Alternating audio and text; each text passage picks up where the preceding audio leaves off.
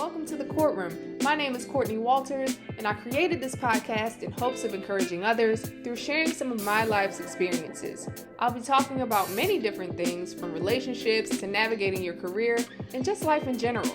I'll have some dope people on the show dropping major gems, so tune in, subscribe, and join me because court is now in session.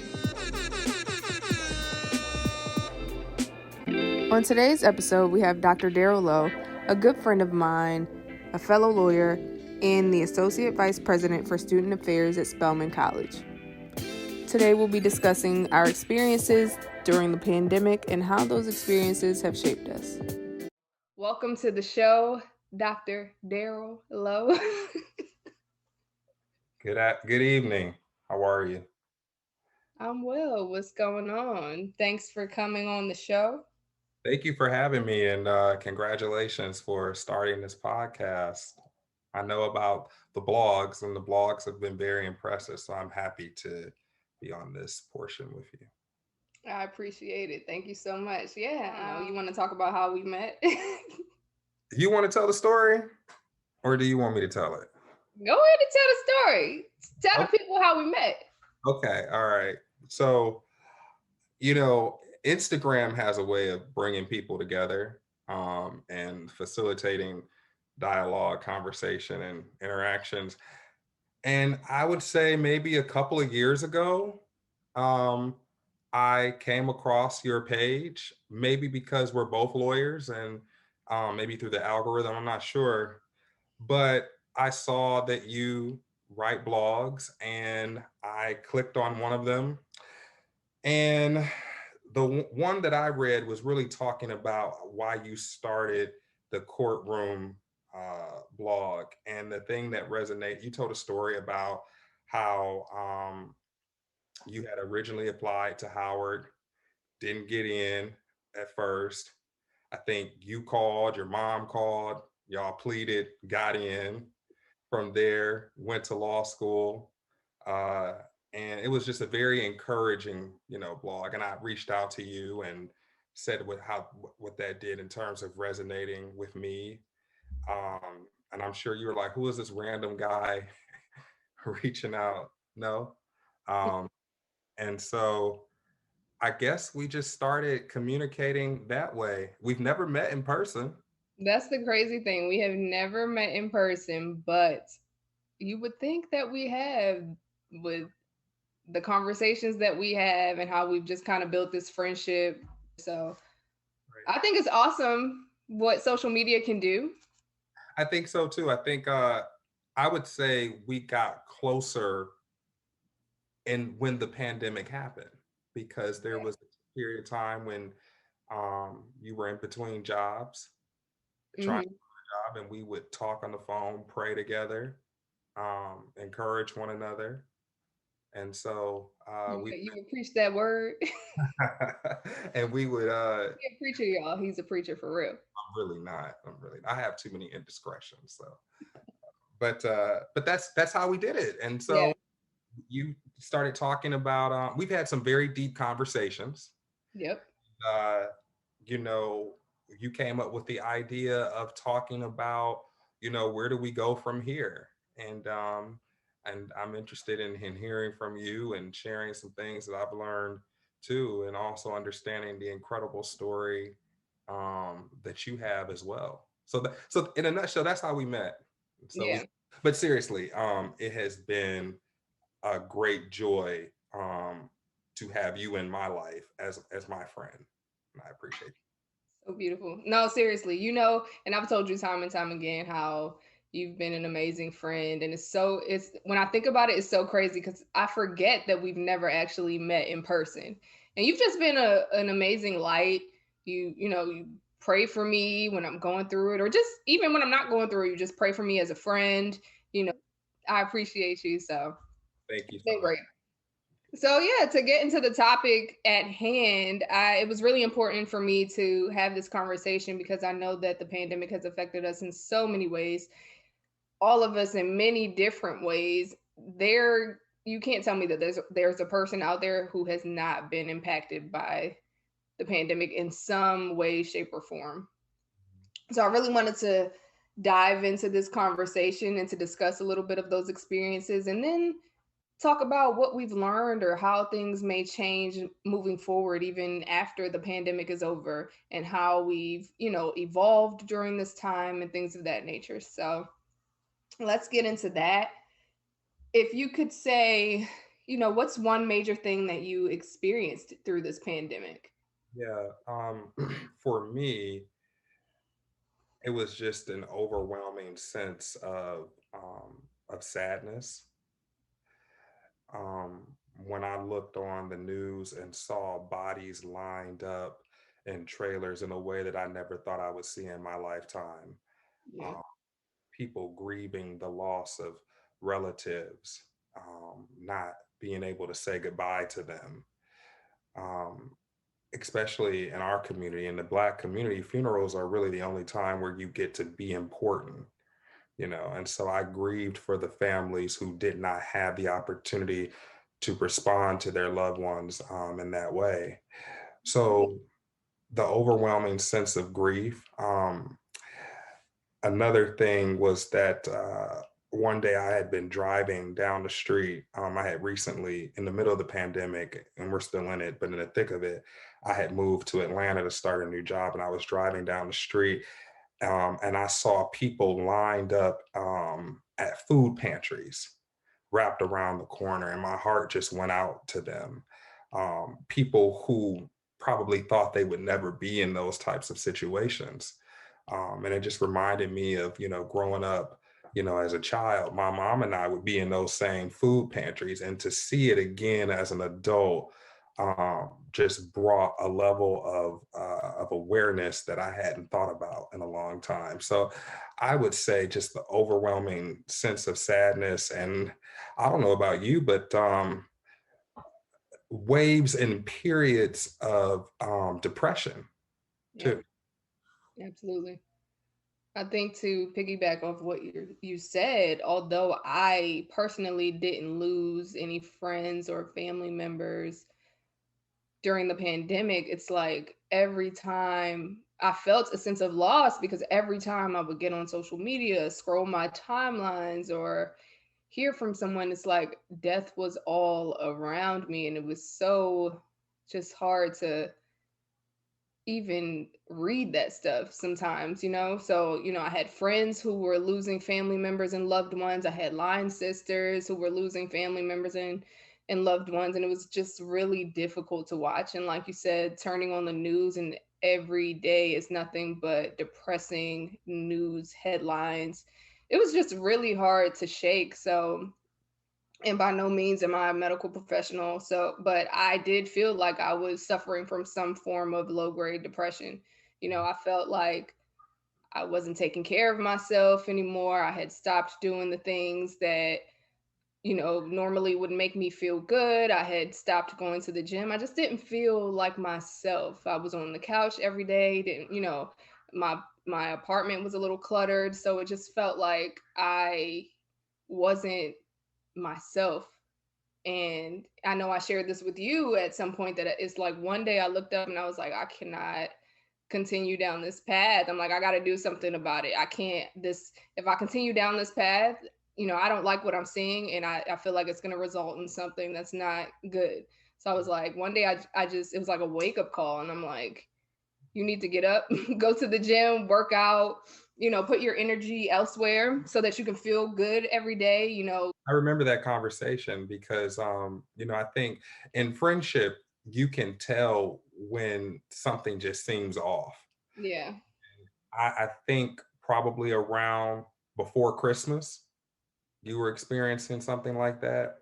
And I remember reaching out to you and saying, "Hey, you all right? I haven't really heard from you." And then that's when you shared that with me. But the good thing about it is that you shared it, but you also took action steps to correct it. You identified that there was a need, an opportunity for growth and development, and you acted in furtherance of that. And so I appreciated that in you. Yeah. In the wake of that, George Floyd. Right. Right. You had, Ray Brooks, Yep. and you had several other people of color victimized by police. So Mhm.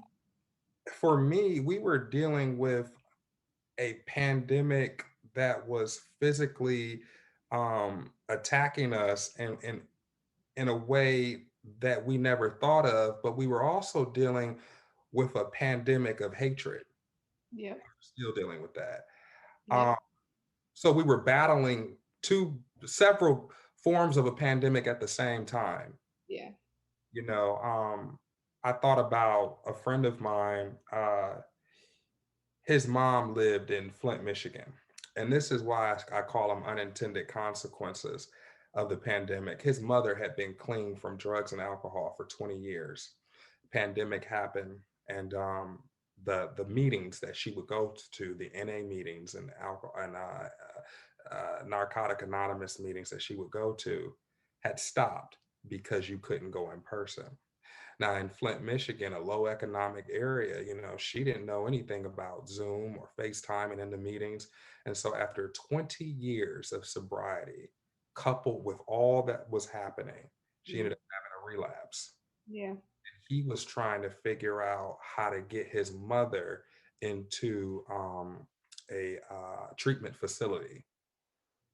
So those are things that we didn't think of. I'm in higher ed and trying to figure out how to provide access to equitable access to education for our students, you Mhm. know, who don't even have Wi-Fi connection, and we say we're going to do virtual. So it hit us in all, every aspect that we could think of, really. Right.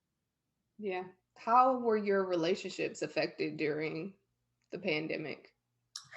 You Were know, they strengthened? Any of them strengthened, or do you feel like some of them took a hit?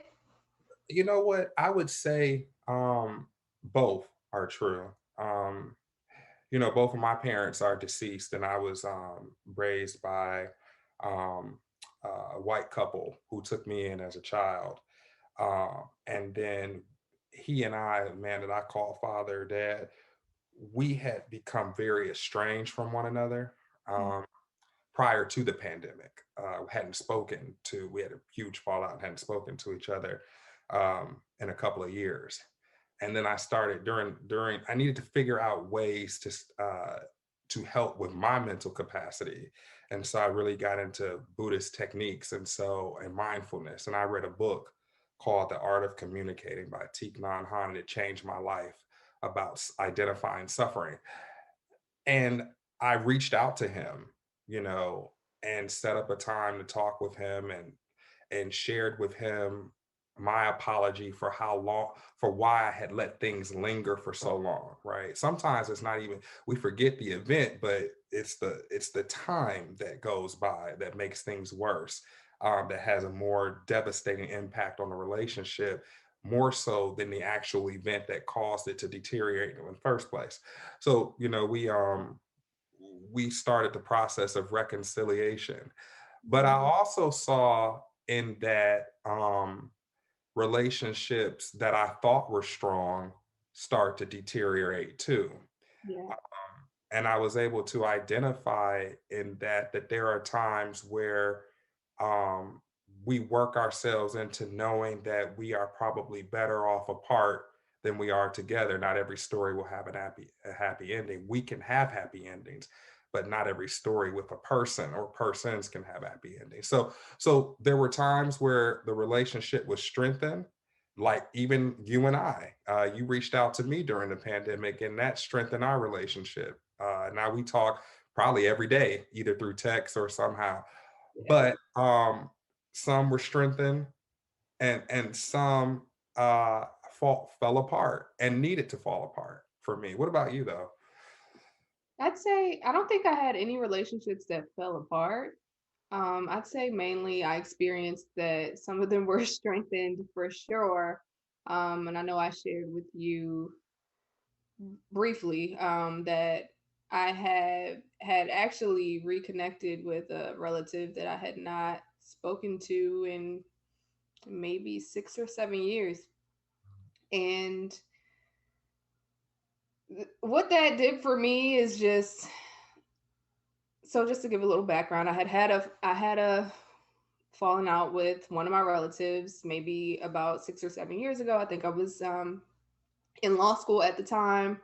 And honestly, looking back on it, it's really ridiculous why this relative in particular, we were really close growing up, and then, we kind of fell apart due to this issue, and we just reconnected for the first time in 7 years. We had a 3 hour phone and FaceTime conversation. So I'd say that some relationships were definitely, I'm not saying we're, back to normal or perfect, but we have started on a path to, trying to make things right. And when I look back on it, I'm like, the reason that we fell out was just so stupid to me. And when I think of all of the things that have occurred during this pandemic, whether it's people losing loved ones or loss of employment, when you really sit down and think about it at the end of the day, it's like all of the BS sometimes it really means nothing. You know what I mean? And you realize what is truly important in life. And when we were having that conversation, catching up, if you will, I realized that I really missed my family, you know? So it was really, I felt a sigh of relief. As I'll say, I didn't realize how much it was affecting me over the years, not speaking to certain family members and not having a relationship with some of them, how it had affected me without me even really knowing it, because I had buried myself. I was in law school at the time. I was on a mission. I went from undergrad to straight to law school, through that then to studying for the bar exam. So I have been so busy over the last kind of decade that, any emotion or issues or drama, I kind of pushed to the back of my mind so that I could stay focused. So how I guess, coped with certain situations was by keeping myself extremely busy, burying myself in my work. And I didn't realize how much it actually was taking a toll on me Mhm. until I actually sit down and think about it.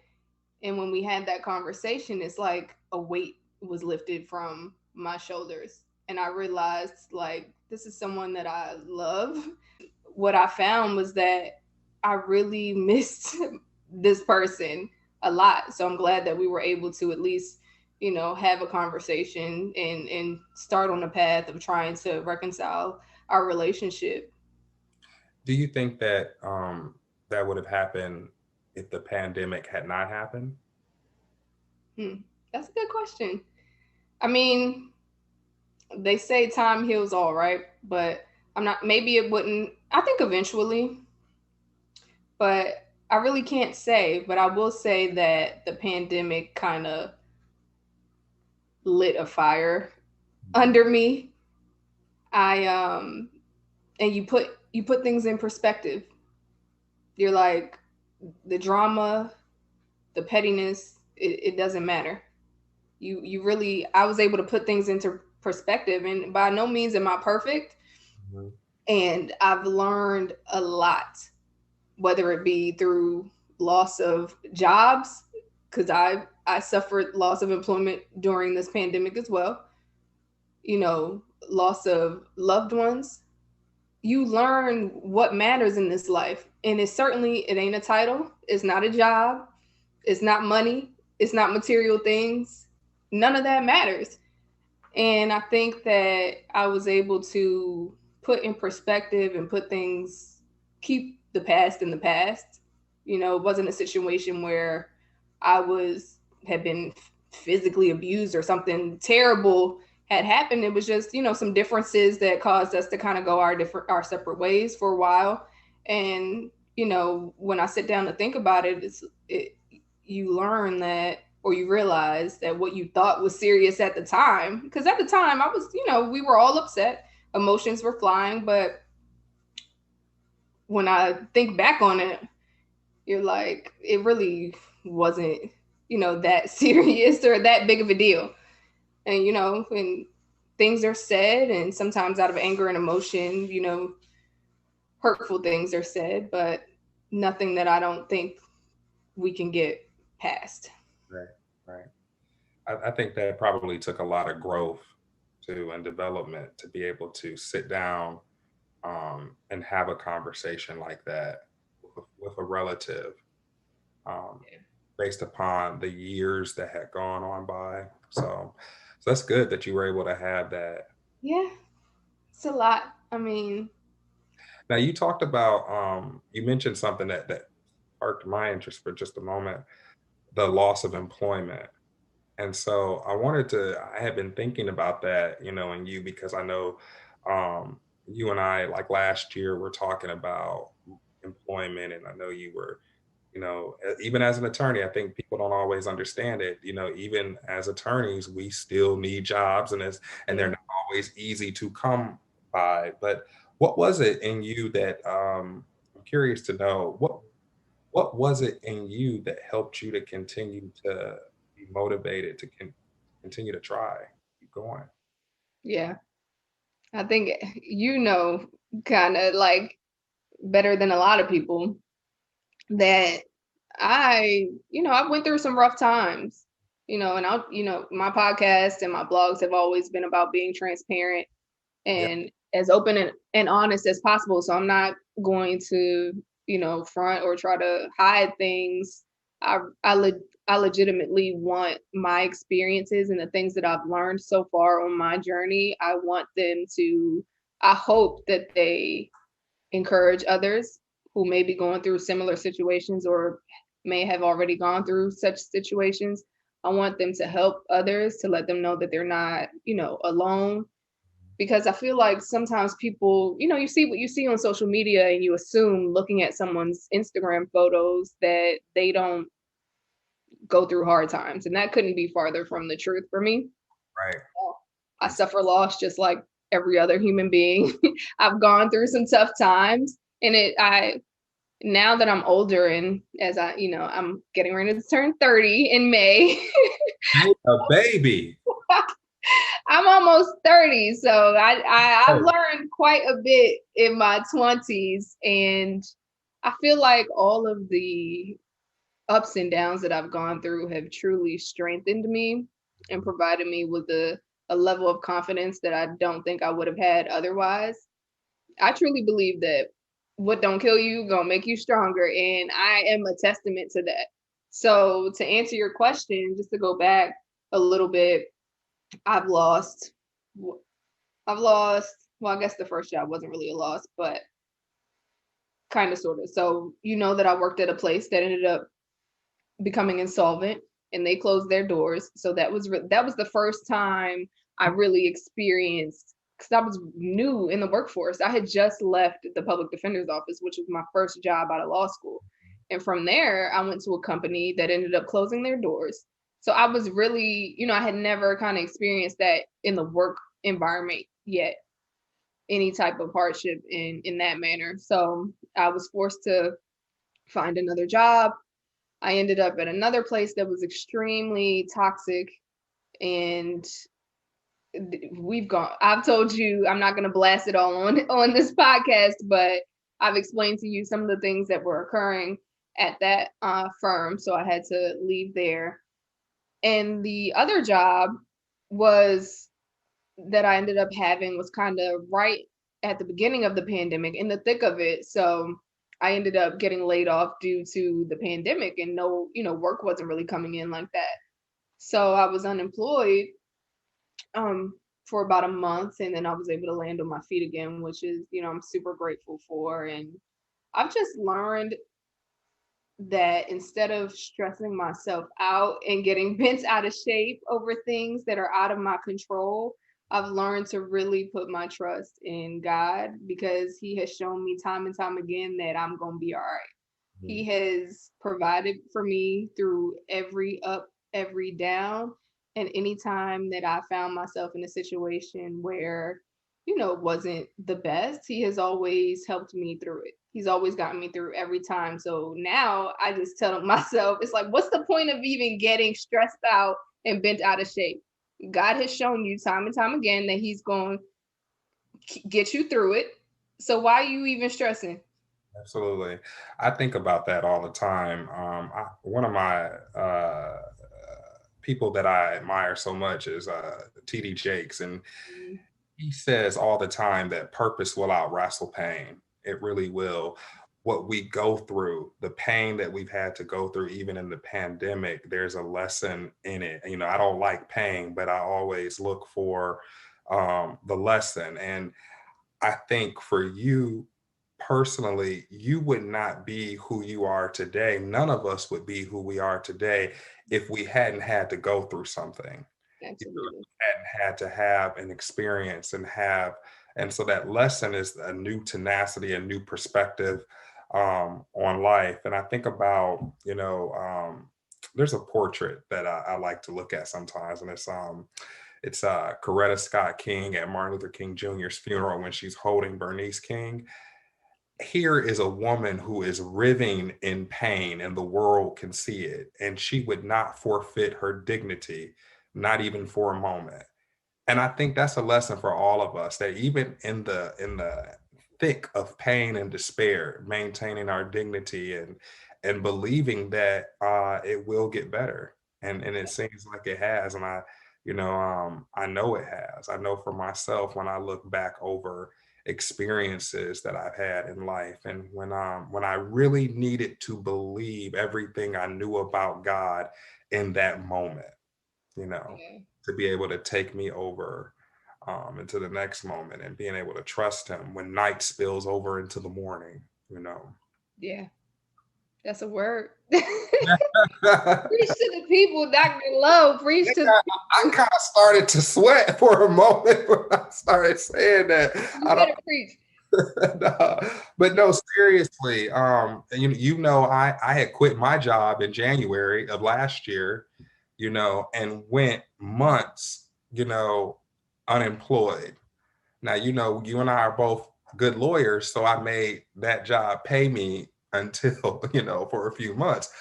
But in my mind, there was a critical moment where and I wasn't even gonna mention this, but I am. When I quit my job, I had called the cable company, and I told them that I needed to cut the cable off, right? And they said, why? They asked me why. And I remember just being so overcome with emotion about that, like literally tears, because I was afraid that I wasn't going to be able to take care of myself. I had never been unemployed before, Yeah. you know? And so in that moment, I just remembered what God had done previously in my life. And that the same God was going to do the same thing that he had done, which was protect me in this season. And so, that whole experience of loss of work in the pandemic, and then out of nowhere, literally, I end up, at Spelman College, shout Mhm. out to Spelman. But it was all because, like having faith, and a resilient faith, and Yeah. believing, you know, Yep. but also understanding that that experience has not been the experience for many other people Right.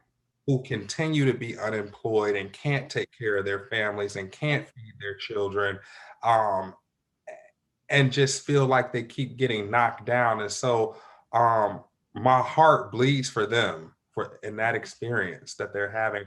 But I also thank God that He has carried me and has allowed me to that even in this moment, that I never had to go without. Yeah. I never had to go without. And I Yeah. thank God for that. Yeah. Absolutely. You know, I have been through some stuff, but he's kept me through it all. Yeah. So In the midst of it, in the midst, in the midst. in the midst of it all, it has. But you know what?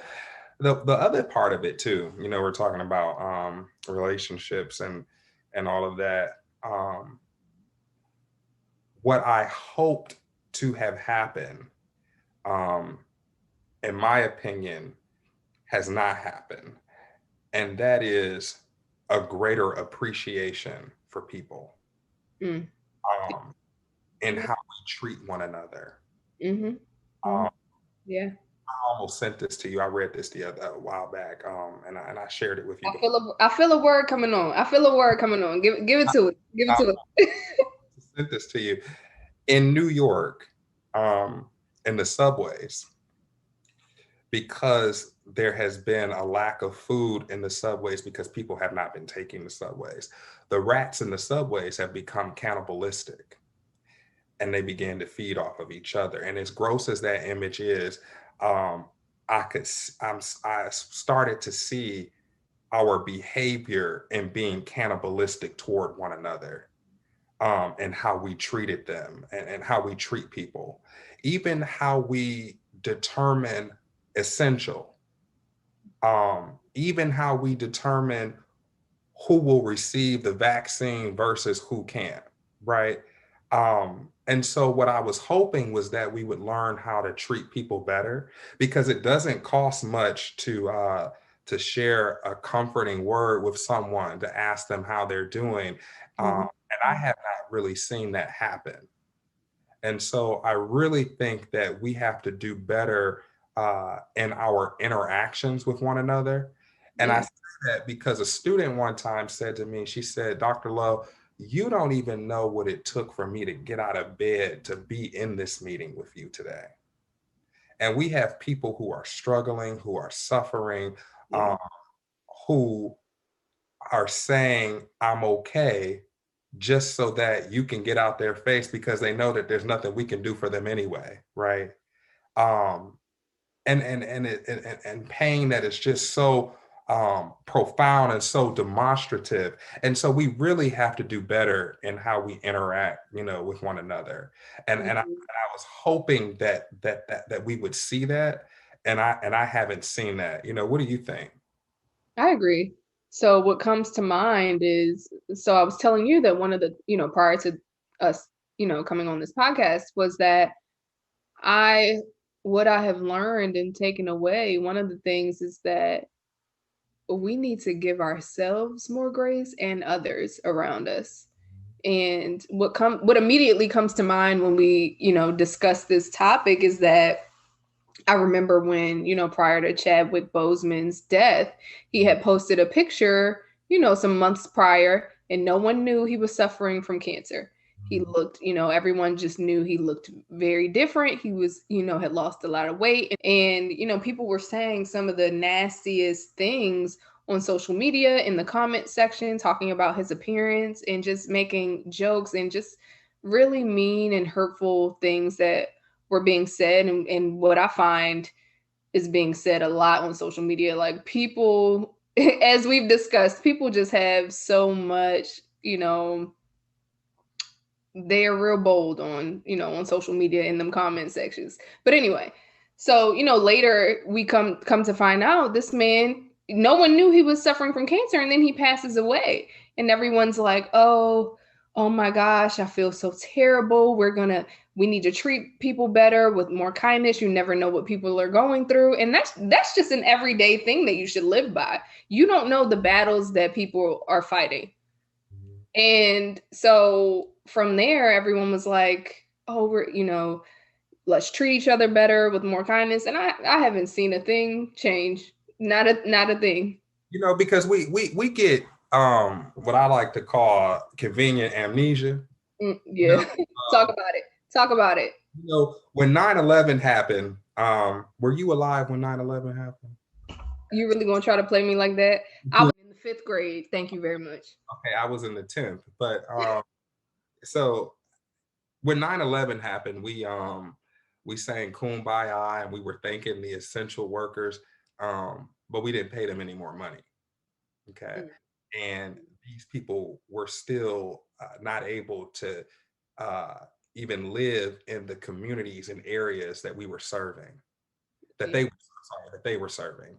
And so what that shared with me is that we do a lot of talking, Hmm. but when the time comes to for our words to meet deeds that meet other people's needs, and I didn't mean to make that rhyme, it just happened to do that. We did become silent. Yeah. So we can say all we want, even Black Lives Matter, we can say stop Asian hate, we can say be kind to people, but unless we actually go out and start doing that, um, Yeah. I think it's going to be where the rubber meets the road and where it's very transformative because Yeah. you don't know what it could do just to say hi to somebody. Right. The other piece is what do we see? We do really good in our friend group, checking on our immediate friend group. Hmm. I think the true test of humanity is going to be when we're conscientious about the people that we don't know that well, Hmm. right? Or that we don't vibe with that well, because everyone wants to feel supported. Everyone does. Right. And so I think that that's important in terms of how we continue uh, to look at ourselves and the world around us, really. Yeah. But you're right about the whole Instagram piece. You know, there are times where I've had to just turn it off because it was Yeah. too much. It was It, too much. yeah. It's too much. Child. I talk to my mom about this all the time. I'm like, these people crazy. I'm glad I'm not famous because Can you imagine having to deal with that? You know, no, because I was mad. I be in them comments pissed. I'm like, well, they coming crazy at Meg the Stallion and all types of people. I'm like, what is wrong with these people? They are crazy. and that's another thing that I wanted to that you just mentioned. When we going back to how we treat people in the Hmm. wake of this pandemic, I observed two things from a celebrity perspective that really bothered me that was related to our treatment of Black women. Hmm. The first was when people were making fun of the fact that Meg the Stallion got shot, Right. and delegitimizing that experience.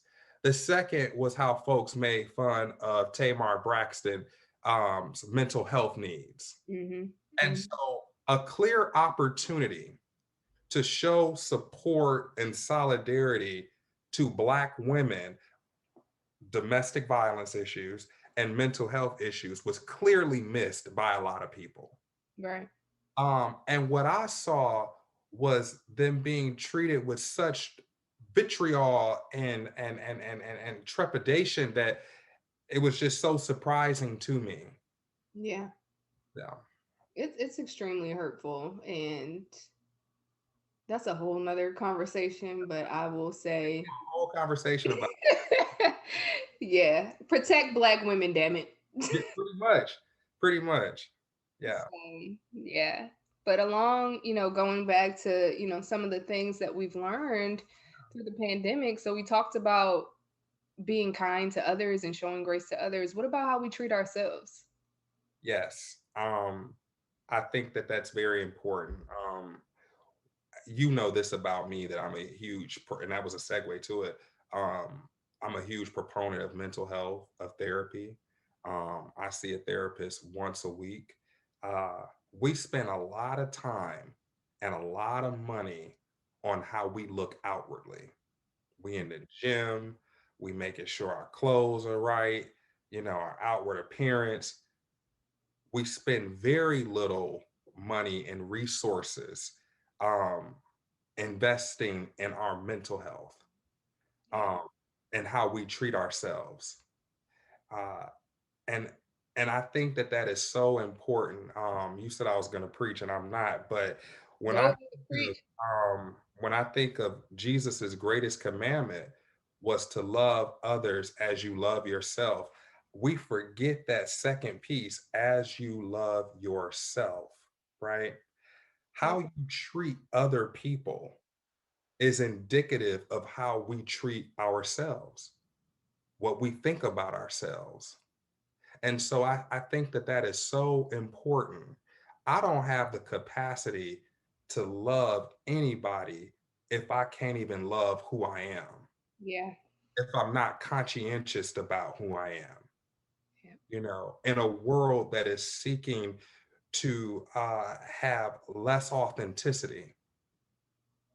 So I do think it's important. And so when we talk about lessons, one of the lessons that I've learned, pretty much based upon what you have said, is to have more grace for myself and a better appreciation for who I am as a person.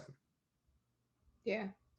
Yeah, I think so for me. And I joke around. I'm a little older than you, but and I don't mind sharing my age. But at 35, I think of the world much differently than I did as a 19 or even a 25-year old.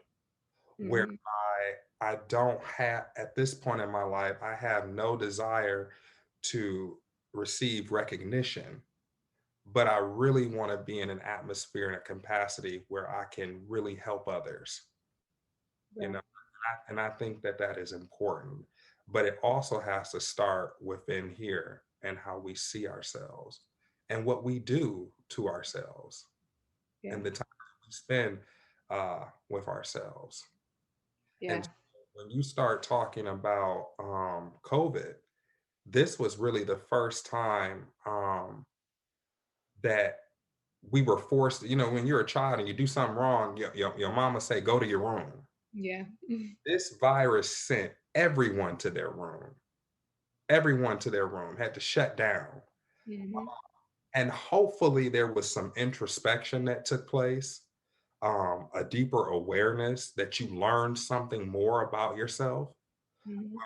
And I know that I did, for me. But what do you think? Yeah. That's Curious. so important. So I think,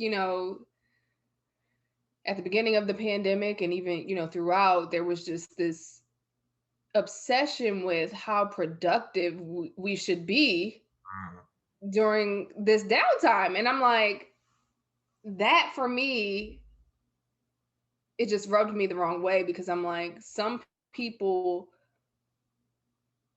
it's an accomplishment just getting out of bed mm, during this pandemic. absolutely. It's an accomplishment being able to get up and brush your hair during all that we're going through. And people are posting memes and talking on social media about, oh, if you ain't start a business during this pandemic, what are you doing? And blase blase. And I'm like, can we just take a moment, because this pandemic is affecting people in ways that we have never experienced. So for me, along those lines of productivity and things of that nature, for me, I've learned to be present in the moment more. Mm, And that was huge for me because at 29, going on 30, I've spent a lot of my years trying to get to the next level.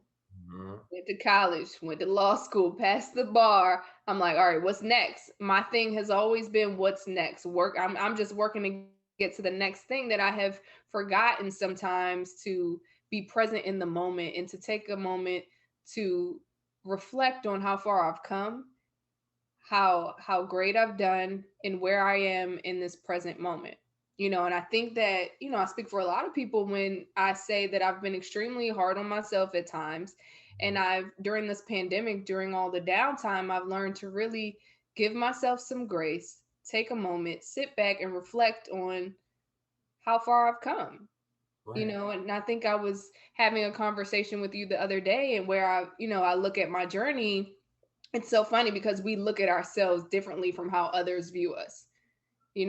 So I'm looking at my journey, and I told you I've had, different situations that have, required me to jump a little bit around from job to job due to no fault of my own. But I've had, some situations that have required me to leave different jobs, start at a new one, and, all of these ups and downs, kind of a roller coaster, if you will. So to me, looking at my journey, I'm like, it's jumpy, it's crazy, it's been up and down. Well, I was talking to, a family friend and a mentor recently, and he's like, you look at it as, being all over the place. And I look at it as, wow, it's impressive. Mhm. You've done a lot, you've seen a lot, you're such a well rounded young woman and a well rounded lawyer. And in that moment, it's like a light bulb went off. And I'm Well, just good. like, like, well, damn.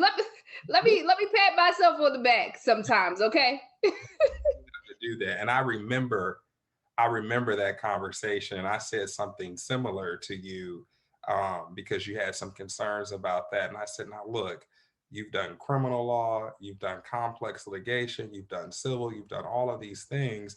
It just shows that you are a well-rounded attorney, you know. Um, but you're right, we're so hard on ourselves. But I'm glad that somebody other than me was able to share that, with you. Yeah. No, it really just it made me reflect and think, and I'm grateful for the journey, the ups and downs. Like I told you, I wouldn't be who I am today if I hadn't gone through some stuff. Okay, you know what I mean. So it really has molded me into the woman that I am today. You know, fall down. What Cardi B say? Fall down 9 times, but I get up 10. Like that is so real. I've been knocked down several times, and not just professionally, personally as well. But you know, it really has contributed to the strong person that I am today, the confidence that I am learning to have in myself, and it is extremely important that we take a moment to reflect on the things and experiences that we've had that contribute to who we are as people, as individuals. Definitely, um definitely. yeah, so I also remember having a conversation with you about not not being sure where I'm going to end up, or what I want to do ultimately, trying to figure out my passions, and also talking to my mom about just so obsessed sometimes with, oh, where am I going to be in 5 years, 10 years, like I got to plan every detail of my life. And it's like, take a moment, chill. If you haven't learned by now, God has it all mapped out. All you got to do is wake up every day, do your best, show up. You're good. It's already planned. You know what I mean? So I've learned to really take a chill pill and just, live my life to the best of my ability, do good work, help others, be kind, and, God is going to make a way. So, And yeah. also understanding that um, suffering and despair and hardship are all a part of the journey. Absolutely. Yep. Intervening, it's hard to be in a position where you can't intervene on the good and not the bad. And so, as we're going into the Easter season, I'm thinking about Jesus being on a cross.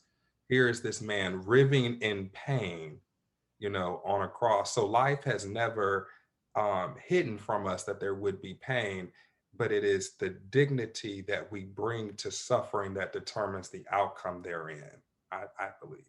So if I had to say what I would take away from that, again, with that purpose out wrestling pain, is that there is a level of dignity that we bring to it, that we won't be reduced by it.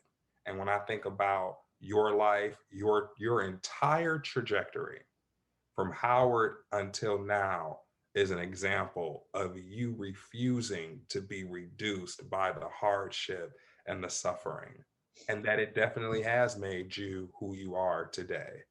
Yeah. Um, so my prayer is that other Black women will be able to look at you, Courtney, and say, she is not so far removed that I myself could never aspire to do similar things, not be like you, but do similar things, but to be themselves and to have the tenacity and the courage to do that.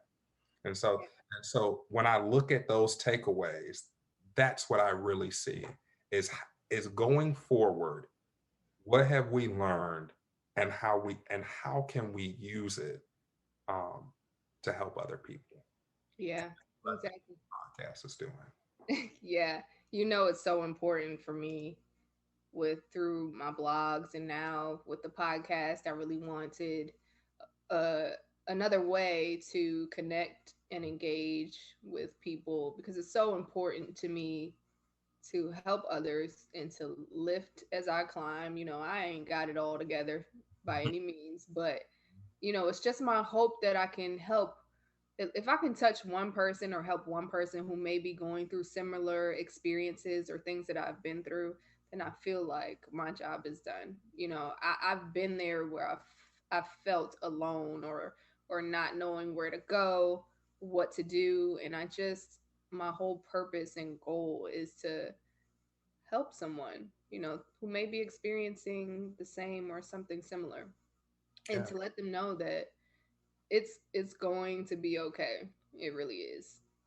So, absolutely.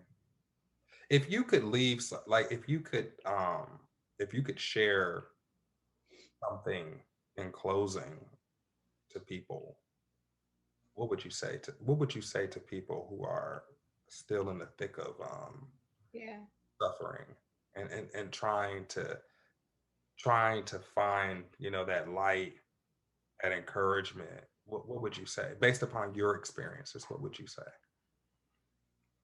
I would say never to give up, Mhm. because there is light at the end of the tunnel.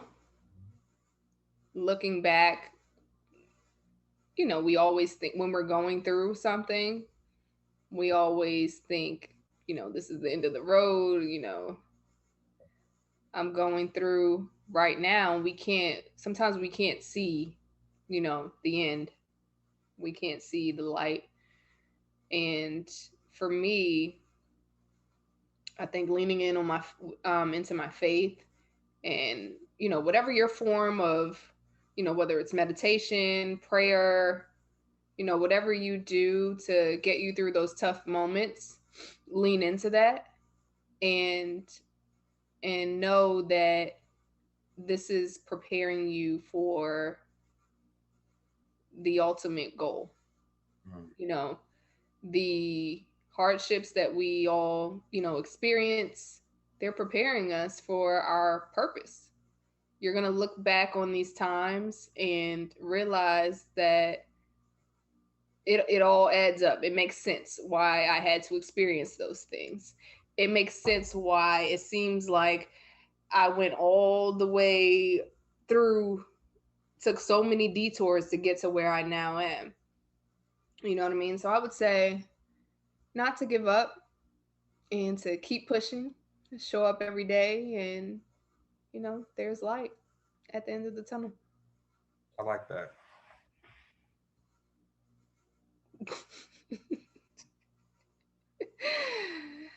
But yeah, so I want to thank you for having me. thank you so much for joining, Dr. Lowe. It's like, no, I appreciate you for coming on the show. And I hope that our listeners enjoy. So I will. thank you so much. I got to share my good friend Dr. Lowe with my listeners. He always preaching a word, so y'all got to hear some of that good preaching today. So until next time.